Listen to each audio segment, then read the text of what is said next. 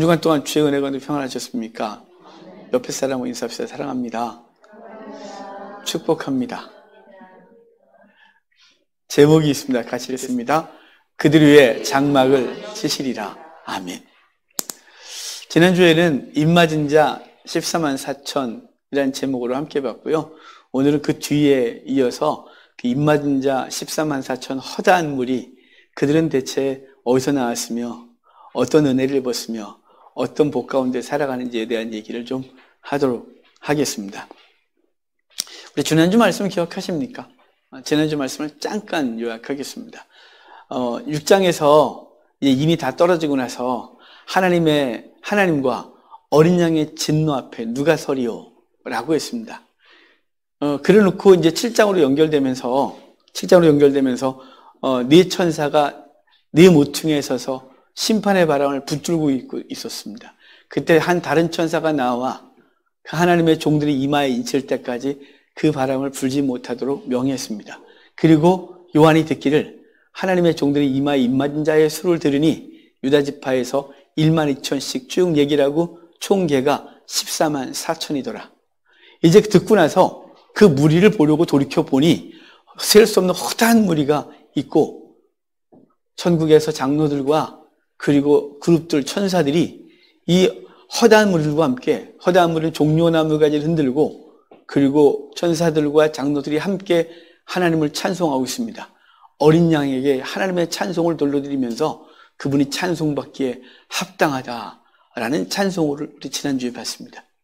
이제 그런 놀라운 영광스러운 자리를 보고 있던 요한에게 이제 장로님이 물어요.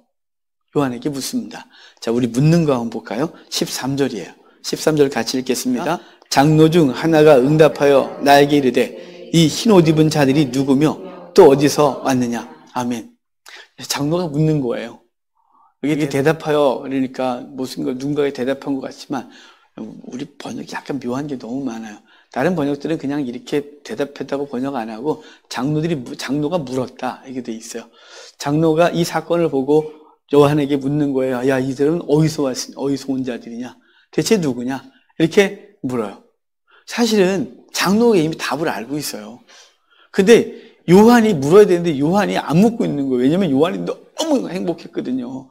너무 감격받고 있었거든요. 왜냐하면 지금 이 땅에서 환난받고 고난받는 주의 백성들이 죽고 그리고 그것 때문에 주를 떠나는 자들이 많아지는 그 상황 속에서 이러다가 구원받는 자들이 적어지고 주를 떠나는 자들이 많아질 것 같은 두려움이 요한에게 있었고 요한도 밤모섬에 있으면서 자기가 끌려온 교회, 에베소 교회, 소아시아에 있는 교회들, 가장 박해가 심했던 교회들을 위해 기도하고 있었어요.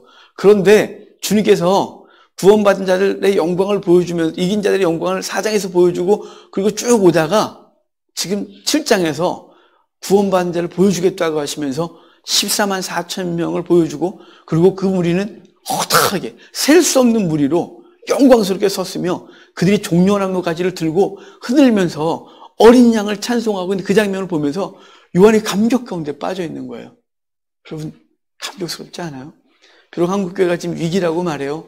그래도 곳곳에서 하나님을 사랑하는 자와 믿음을 지키려 하는 자들과 그리고 다음 세대를 걱정하고 근심하며 눈물로 기도하고 하나님의 백성을 어떻게 더 살려낼까를 고민하는 영혼들, 구원받은 영혼들이 곳곳에서 하나님을 찬송하고 믿음을 지켜가고 있는 거예요. 전자열방에서 우주적 교회가 이미 하나님 앞에 선 사람들과 지금 주 앞에 서서 있는 사람들과 그리고 앞으로 다가올 하나님의 백성들이 종려나무 가지를 가지고 승리의 종려나무 가지를 흔들면서 하나님을 찬송하는 장면을 보면 얼마나 문제겠어요. 오늘 1단계로 되면서 몇 분 더 오셨잖아요. 오늘 찬송이 왜 이렇게 뜨거운 거예요? 오늘 뜨거운 일이 짧게 하셨어요. 오늘 정말 뜨거운데 어떻게 정말 하나님 너무 감사하고 막 그랬거든요. 그런 감격이 그보다 더 놀라운 감격이 요한에게 있는 거예요. 그 요한이 무슨 할 말이 있겠어요. 감동받고 있는 거지. 감격에서 가슴이 터질 것 같은 거죠. 구원받은 자들을 보면서. 근데 이들이 누군지를 장로가 알려줘야 되는데 요한이 물어야 되는데 안 묻고 있는 거죠. 그래서 장로가 묻는 거예요. 이들은 대체 어디서 온 자며 누구냐? 라고 묻는 거죠. 이 물음은 장로가 그것을 분명하게 말해주고 싶은 거예요. 이들은 어디서 나온 자며 이들은 어떻게 구원받은지를 얘기를 해주고 싶은 거죠. 그래서 이제 이렇게 묻고 나서 이제 14절 보면 요한의 답과 장로의 답이 나와요. 14장 같이 읽어요. 14절 같이 읽겠습니다. 내가 말하기를 내 주여 그가 나에게 이르되 이는 큰 환난에서 나오는 자들인데 어린 양의 피에 그 옷을 씻어 희게 하였느니라. 아멘. 내가 말하기를 주여 당신이 아시나이다 이렇게 말하는 거죠. 당신이 아십니다. 그러니까 장로가 요한에게 물었잖아요. 저들은 어디서 온 자며 누구냐라고 물었고 요한이 다시 묻는 거죠. 당신이 아시면서 나한테 묻습니까? 당신이 말씀해 주셔야지. 그래서 장로가 대답을 해주는 거예요. 제가 말씀드렸죠. 장로의 입이 답을 알고 있다고.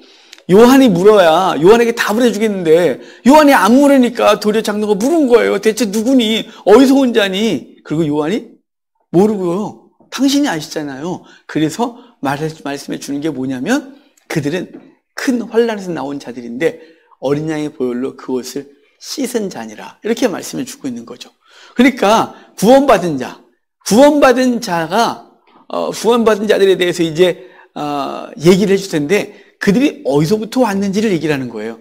그 어디서부터 왔냐면 큰 환난에서 나온 자들이다 이렇게 말하는 거죠. 환난은 환난인데 큰 환난이래요. 이 큰 환난을 종종 일부의 목회자분들이 7년 대환난이다 이렇게 말하지만 여러분 성경엔 7년 대환난이 없으니까 없어요.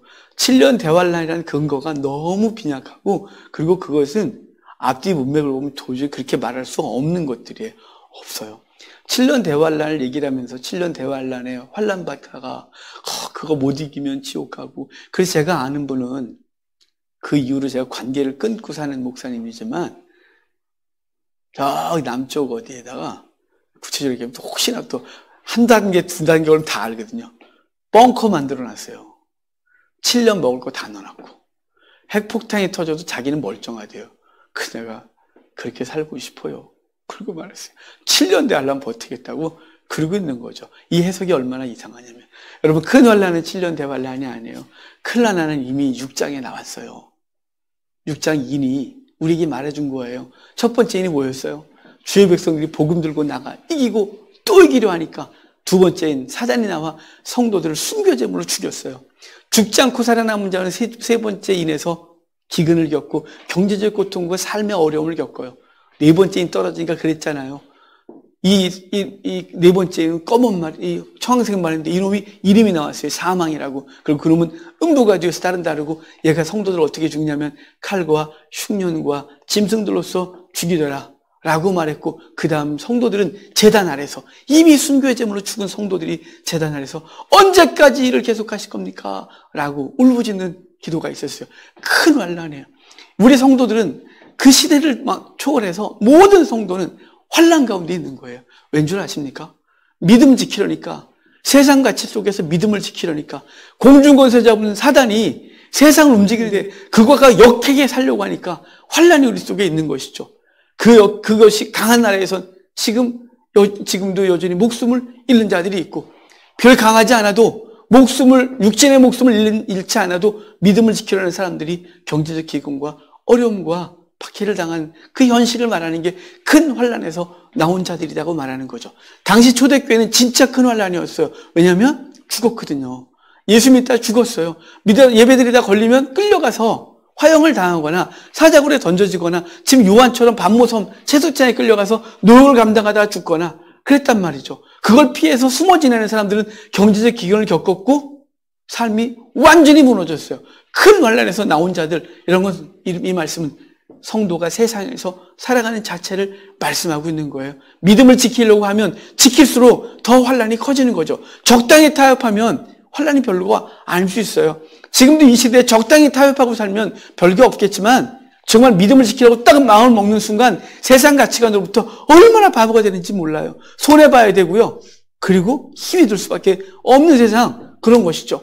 큰 환난에서 나온 자들인데 어떻게 했다고요? 자격이 뭐냐면 그 옷을 어린 양의 보혈로 빤자르라 라고 말하는 거예요. 자, 14만 4천 어떤 옷 입고 있었다고요? 흰 옷 입고 있는 자들이었다고. 흰 옷 입고 있는 자들인데 그 흰 옷을 무엇으로 빨았냐면 어린 양의 보혈로 빨았다 이렇게 말하는 거예요. 어린 양의 보혈로 빨았다를 설명할 게 뭐 있겠어요? 예수 그리스도가 유월절 어린 양으로 죽으시고 그 보혈로 말미암아 그 집안에 있던 장자가 살아난 그 놀라운 사건. 그리고 구약의 제사제도에서 범죄한 자들이 주 앞에 나아가 양을 비롯하여 짐승의 피를 뿌려 그 죄를 가리워 하나님 앞에 섰었어요.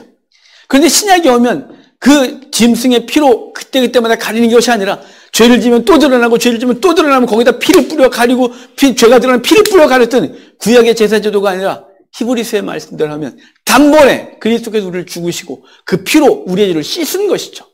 단번에요. 단번에 십자가상에서 예수 그리스도가 죽으시고 흘리신 피로 우리의 죄가 씻어진 거예요. 드러날 게 없는 거예요. 씻어져서 깨끗해진 거예요. 과거와 현재와 앞으로의 우리 모든 죄가 씻어진 거예요. 그래서 그분 앞에 설 수 있는 것이죠.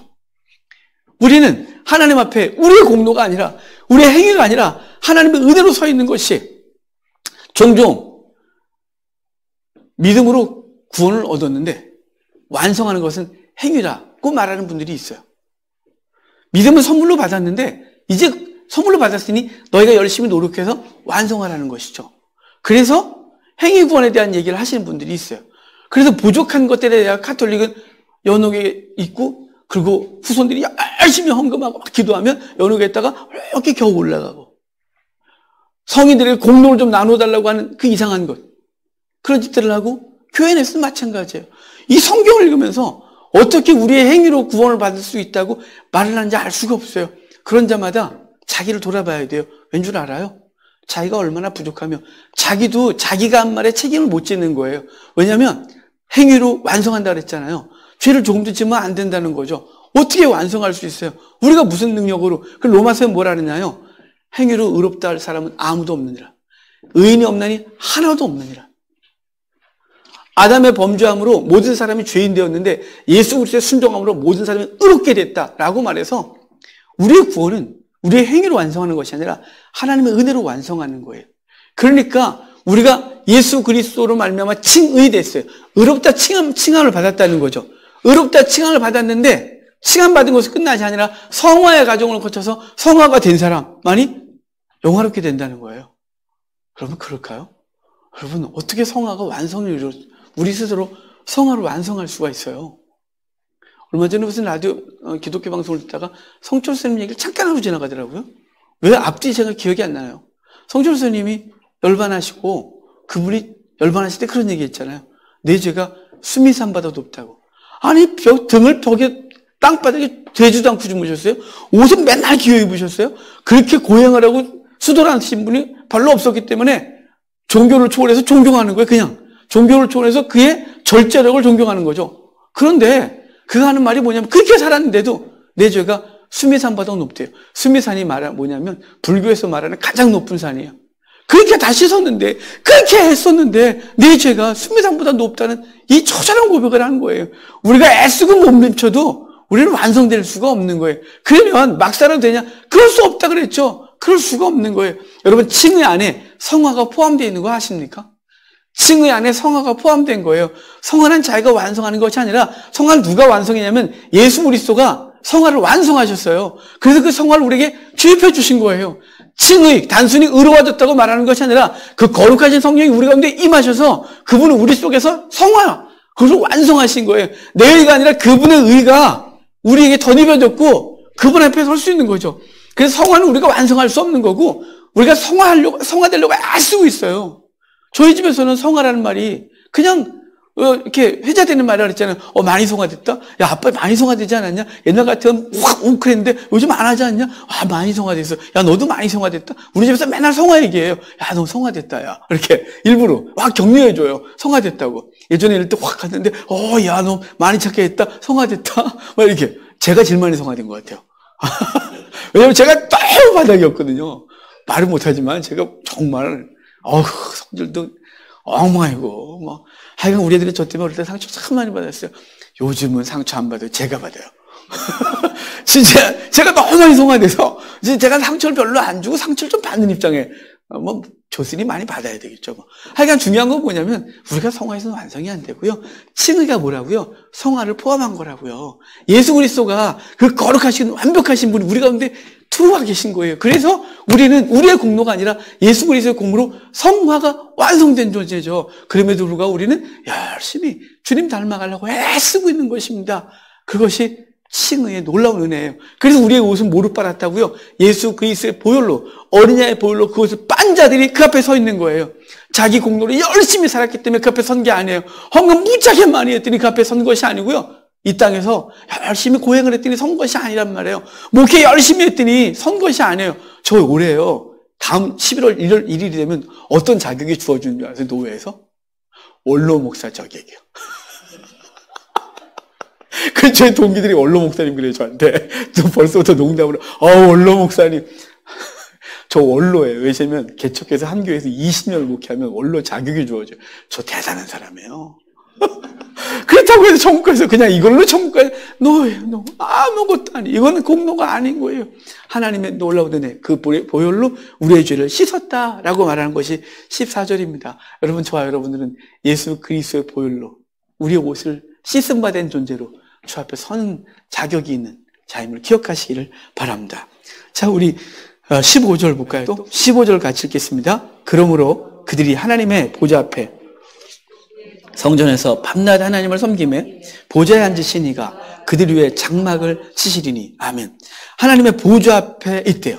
자, 이제 어디서 나오냐면 큰 환란에서 나온 자들인데, 그들은 큰 환란에서 자기의 공로를 열심히 살았기 때문에, 꽉 했기 때문에 나온 것이, 구원받은 것이 아니라 어린 양의 보혈로 그것을 빨았고, 그래서 그들이 주 앞에 서 있는 거죠.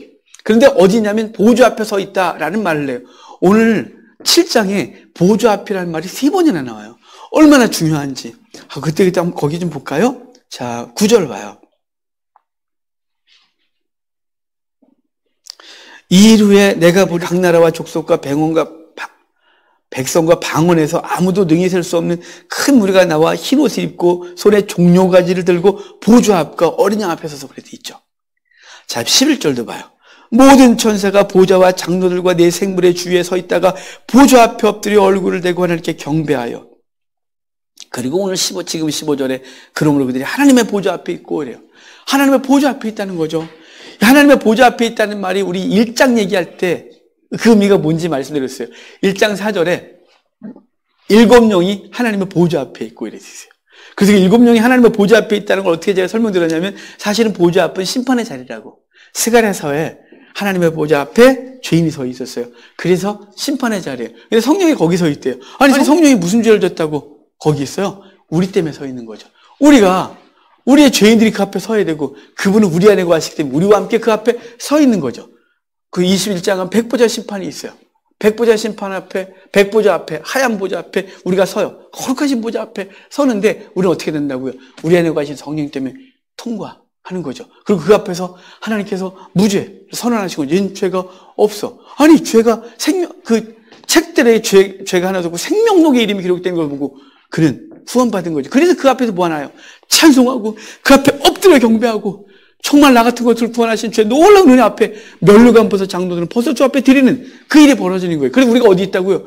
보좌 앞에 있다고. 그 보좌 앞에 있다는 것이에요. 보좌 앞에 있다는 하나님의 놀라운 은혜 가운데 있는 것뿐만 아니라 그분의 감찰하신 가운데 있음을 말씀해 주고 있는 것이죠. 여러분, 죽어 천국 가서 서 있는 자리요? 아니요, 지금이에요. 지금 우리는 구원받아 하나님 보좌 앞에 있고 그분을 찬송하며 그분께 우리의 면류관을 날마다 벗어드려, 내가 주 앞에 아무것도 한 것이 없는데 은혜 주셔서 감사합니다라고 하고 찬송하고 예배하고, 그리고 주를 위해서 무엇을 행할까를 고민하는 삶의 자리에 있는 것이죠. 그래서 보좌 앞에 있다 이렇게 말씀하고 있는 거예요. 그리고 그의 성전에서 밤낮 하나님을 섬기매라고 했잖아요. 밤낮 섬기매. 천국에서요? 이 땅에서도요. 이 땅에서도 밤낮 섬기는 거죠. 여러분, 밤낮 섬기고 계시지 않아요? 목사만 그런 거예요? 아니죠. 목사는 여러분이 저에게 기회를 주시고 저에게 교회에서만 활동할 수 있도록 삶을 배려해 주셔서 저는 여기 있어요. 여러분 직장에서 열심히 사시잖아요. 아침에 눈을 뜨면 출근하기 쉽지 않지만 삶을 감당해야 되기 출근하고, 힘들고 어렵지만 때로는 자존심도 막 상하지만 때려치고 싶지만 그 일을 열심히 감당하시고 그곳에서 세상과 동일하게 살고 싶지만 성도라는 정체성을 가지고 성도로 살려고 몸부림치지 않아요? 하나님의 영광 돌리고 그 지치고 힘들 때도 하나님을 찬송하고 하나님이 내게 무엇을 원하시는지 고민하고 그래서 밤낮 쉬지 않고 그 앞에서 하나님을 섬기고 있는 거예요. 보좌 앞에서 여러분이 지금 섬기고 있는 거예요. 여러분을 격려하고 축복하고 때로는 위로하고 그렇습니다. 목사가 할 수 있는 게 뭐가 있겠습니까? 대신해서 해줄 수는 아무것도 없고 아침마다 기도하면서 삶의 자리에 있는 성도들 외요. 하나님 그 자리에서 오늘도 이기게 하옵소서. 그 지치고 힘든 자리에서 이기게 하옵소서. 하나님 믿음이 없어. 그리고 삶에 지쳐 멀리 주와 멀어지고 있는 그 영혼들을 눈물로 기도하고 하나님 다시 세워주십시오. 그 찬송하는 자리에 다시 서게 하옵소서 라고 할 수밖에 없는 이 목사의 무능이 있지만 여러분 하나님 앞에 여러분 그렇게 섬기고 있는 겁니다. 여러분 저에게 기회를 주셔서 삶을 허락해 주셔서 저는 교회에서만 활동하는 것이고 여러분 세상에서 하나님 살지만 보좌 앞에서 오늘 밤낮 하나님을 섬기는 자리에 있는 영광스러운 자리에 있다는 사실을 늘 기억하고 힘을 내시길 바랍니다. 그 보좌 앞에 앉으신 이가 그들 위해 장막을 치겠다 그래요. 주님께서 그들을 내어버려 두시면 아니죠. 이 말씀이 얼마나 놀라운지 아십니까?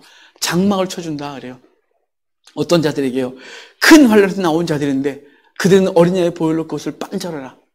그들은 하나님의 보좌 앞에 있고 밤낮 쉬지 않고 하나님을 영화롭게 하고 예배하고 섬기고 서 있는데 그들에게 하나님은 장막을 쳐주시겠다는 거예요.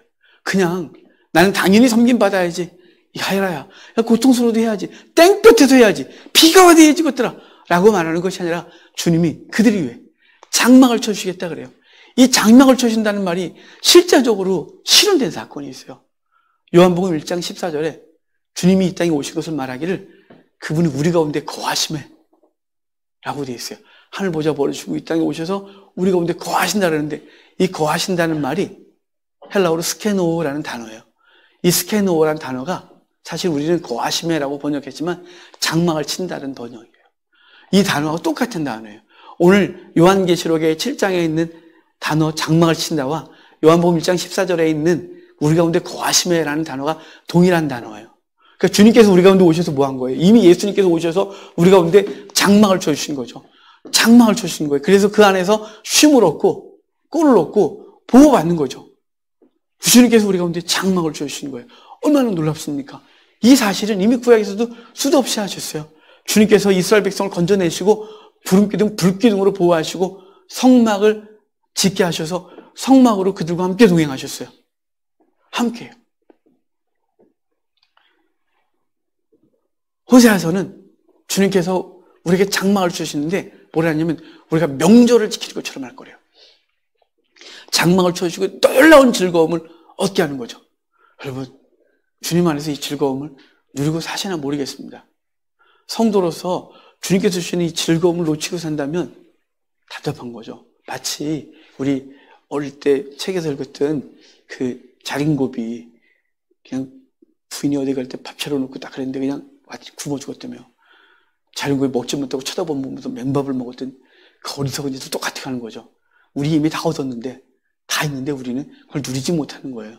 주님과 초점을 맞추고 살아야 되는데 놓치고 세상에 초점을 갖추고 있으니까 주님께 주시는 건 하나도 못 누리고 세상 것 없다고 허덕거리고 있는 거 이미 있는데 이미 우리 속에 있는데 그 놀라운 은혜가 있는데 그래서 우리 가운데 장막을 쳐주신다. 그분이 우리 가운데 거하신다라고 해서 이미 장막이 쳐져 있는 거예요.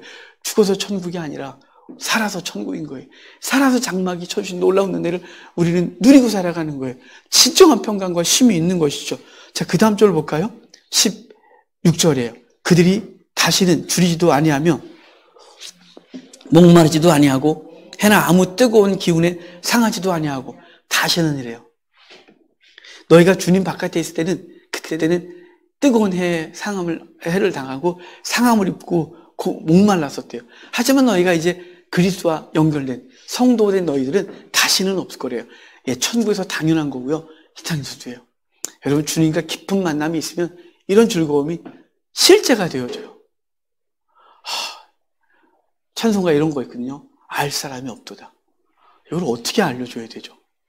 주님 안에서 누리는 즐거움과 영적 이 해결함을 어떻게 알려줘야 되는 거예요? 세상 것 아무리 많아도 주님께서 주신 놀라운 은혜가 없으면 매일 지옥인 거죠.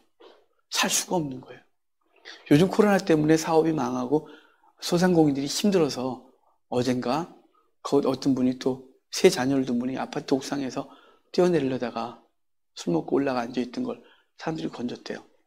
다 힘내라고 댓글을 달았더라고요. 세상 사람들은 우리가 지금 갖고 있는 것이 사라지면 죽는 줄 알아요. 또 많이 있음에도 불구하고 삶을 누리지 못하는 거죠. 왜 그러냐면 세상은 우리에게 근본적으로 목마름을 해결해 주지 못해요. 세상은 우리를 근본적으로 행복하게 못해요. 잠시 좋고요. 잠시 해결된 것 같아요.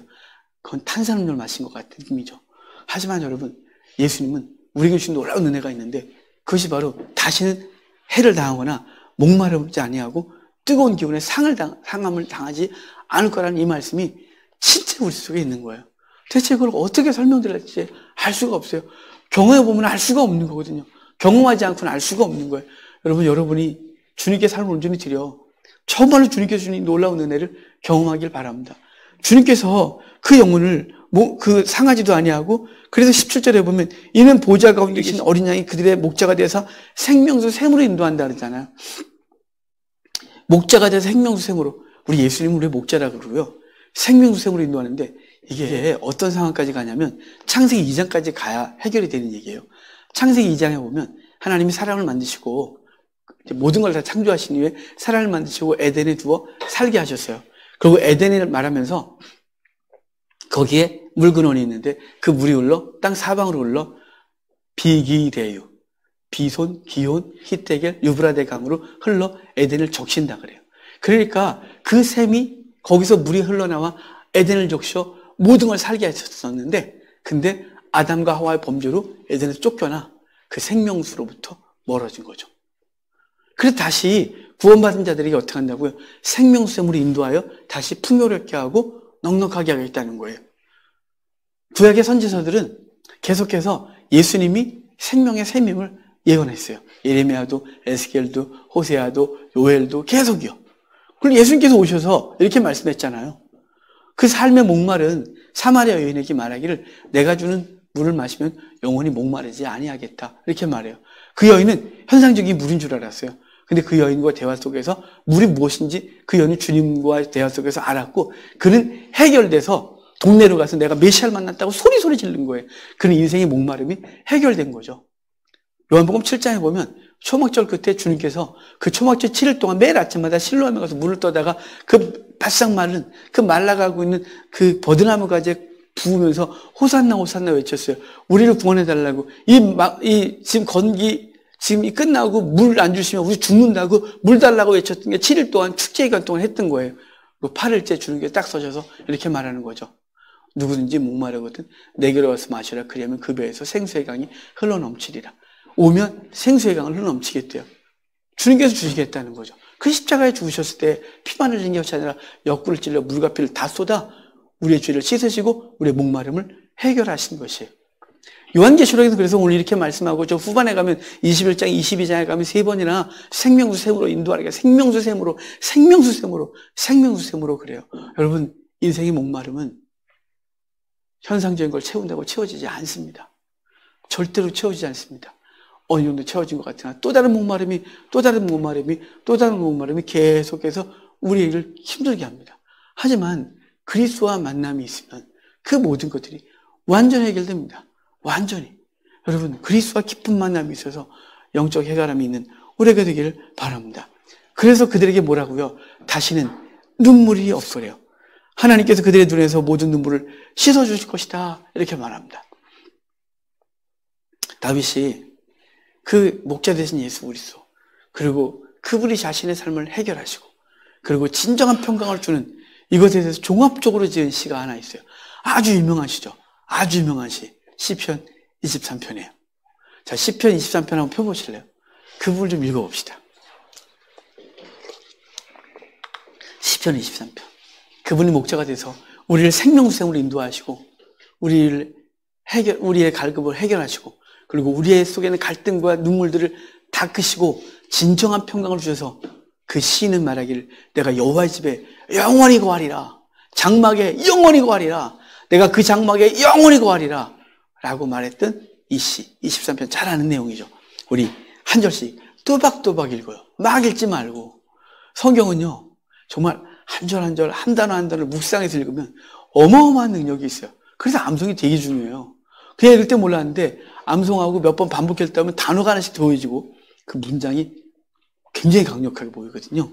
자, 우리 23편 1절부터 6절까지 제가 한 절, 여러분 한 절 읽으면서 오늘 본문이 말씀하고는 내가 구원받은 자에게 장막을 쳐주시고 내가 그들을 생명수생으로 인도하며 다시는 목마름이나 고통을 당하지 아니하고 그들의 눈에서 눈물을 씻어주시겠다고 했던 이 얘기가 무엇인지 이 시편 말씀을 통해서 한번 볼까요? 제가 먼저 읽을게요. 여호와는 나의 목자시니 내게 부족함이 없으리로다.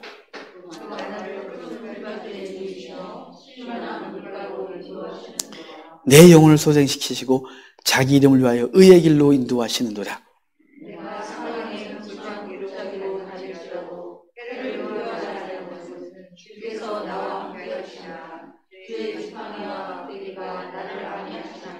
주께서 내 원수의 목전에서 내게 상을 차려주시고 기름을 내 머리에 부으셨으니 내 잔이 넘치나이다.